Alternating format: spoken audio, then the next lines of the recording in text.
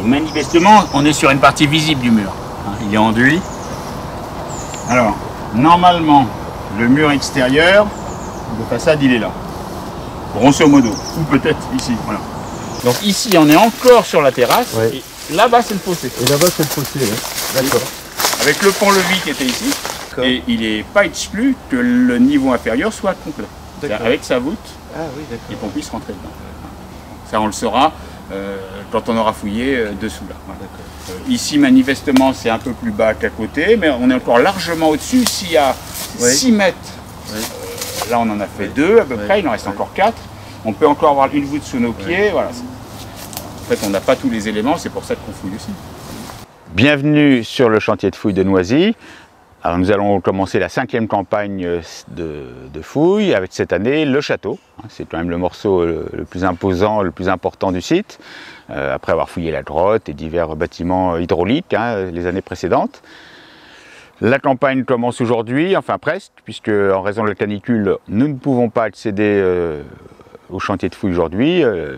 Il faut protéger la forêt et éviter tout risque d'incendie, donc les engins ne sont pas autorisés à circuler et à fonctionner, mais ça nous donnera le temps que je vous présente les fouilles précédentes, le projet pour cette année et de découvrir le site.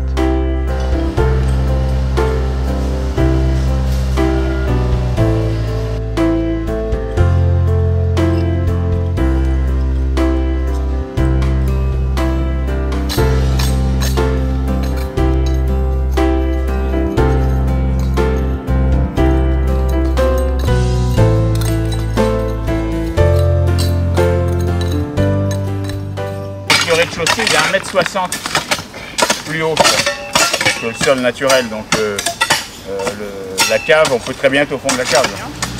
Les deux sont bons, il n'y a pas un plus belle que l'autre, il y en a un qui passe, inévitablement. Là, il n'y a pas de porte. Sur l'usage de mur Des chiffres. Il est normalement épais, on est en train de le confirmer d'ailleurs, en le voyant vraiment, mais il est très épais. Et si c'était un mur de cloison, il ne serait pas si épais que ça.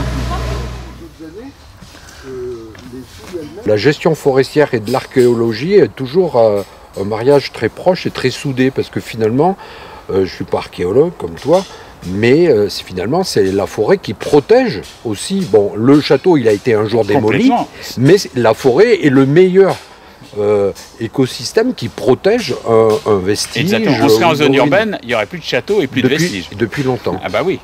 Et donc finalement c'est assez rare, parce que souvent les archéologues professionnels travaillent d'abord là où il y a des risques, là où il y a un projet urbain, machin, etc. Et finalement des fouilles dans des sites protégés, comme les archéologues savent qu'il n'y a pas de risque dessus, on ne va pas toujours aller les fouiller, les chercher. Et on a l'autre côté du mur. Et au-dessus, tu peux le reprendre un peu la part au-dessus, juste ici. Ça serait bien ça. Oui. On le suive là proprement jusqu'à l'arbre. Ouais, je peux encore dégager ça.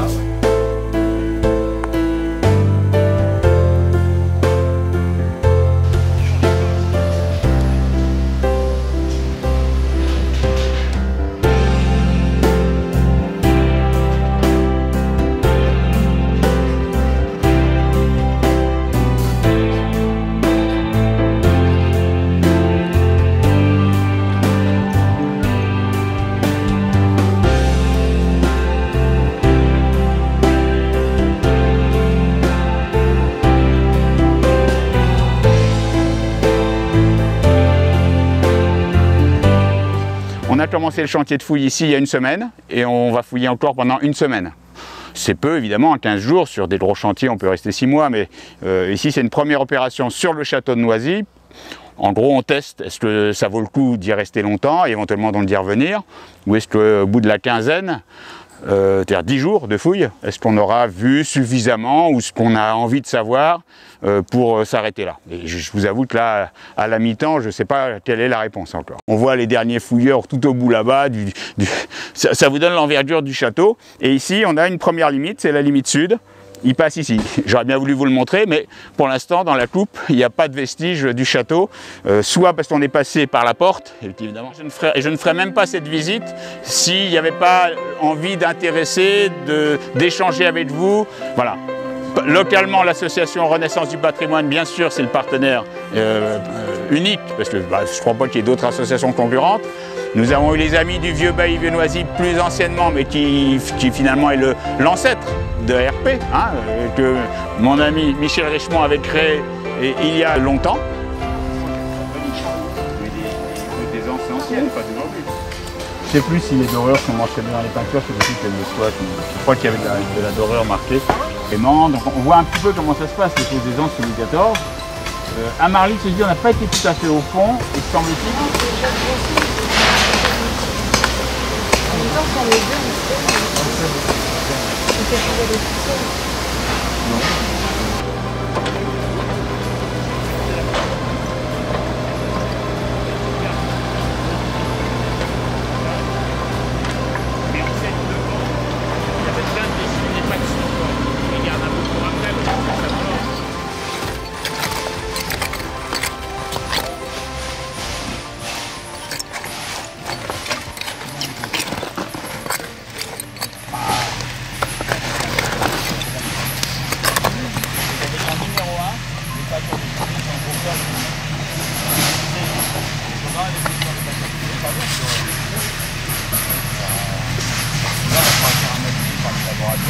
Évidemment, il ne vient pas des caves, hein.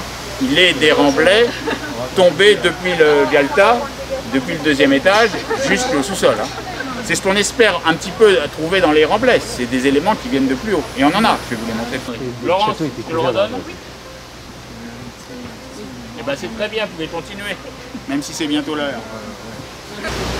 Des questions que je n'avais pas posées ou que je ne m'étais pas posées, qui vont sortir toutes seules. Parce qu'en fait, on est devant des sources, là. On est devant des vestiges, et indépendamment de ma volonté, ils sont là. Voilà. Et ils ne sont pas tous là, sinon ça serait trop facile. Alors, dans marchement comme ça, si on connaît la numérotation des marches, ça permet de fixer un référentiel pour tout le site. C'est ça, c'est ça.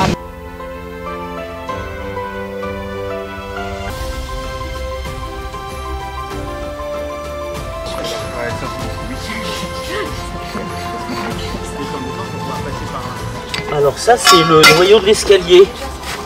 Il va y avoir des pierres au milieu qu'ils ont maçonnées autour en rond. Donc l'escalier, il était dans ce sens-là.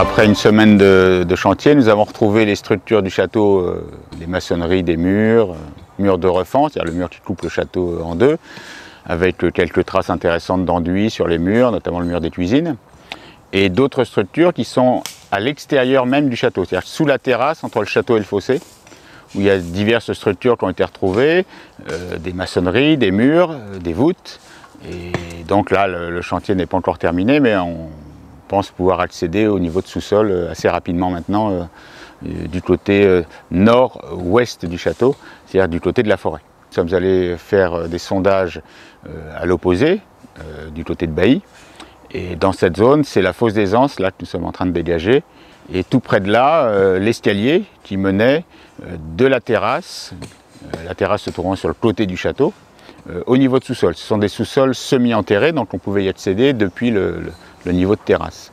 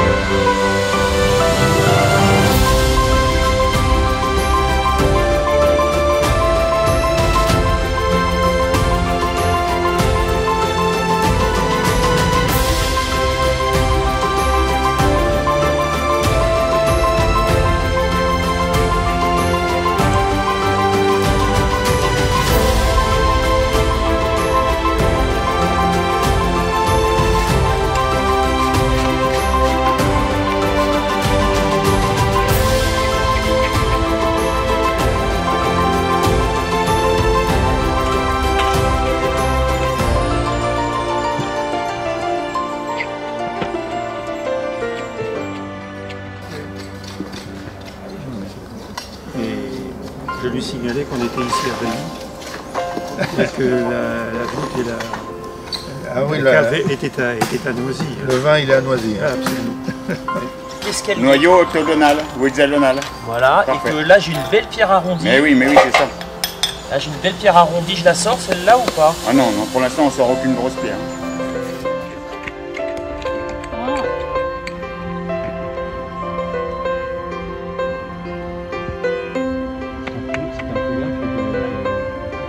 Non, reste en bas. Contrôlez-moi. Magnifique.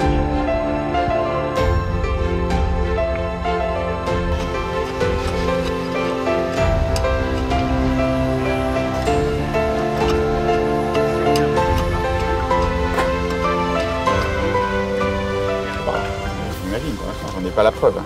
Mais je vois pas à quoi il peut servir d'autre. Et même si le mur est encore plein là, en principe on devrait. Alors j'espère qu'on arrivera à le savoir, ceci dit, mais si c'est complètement obstrué, il y a un moment. Je suis heureux et merci à Jacques et à Denis d'être venus représenter Bailly, puisque nous sommes sur les deux communes. Le château est coupé en deux, on va dire. À droite c'est Bailly, à gauche c'est Noisy. Donc c'est un sujet qui nous concerne. Les deux communes, c'est un beau sujet qu'on suit et c'est vraiment la moindre des choses de vous accueillir, Bruno, et d'accueillir toute l'équipe. Pour vous remercier parce que vous travaillez pour nos communes et pour faire ressortir l'histoire. Ça tombe bien parce qu'on est là on fête le 500e anniversaire de la naissance d'Albert de Montdy. Je vous en prie. Voilà. Avec les autoroutes de surmontée, commencer à apparemment ils sont plus vitreux là. D'accord, ok.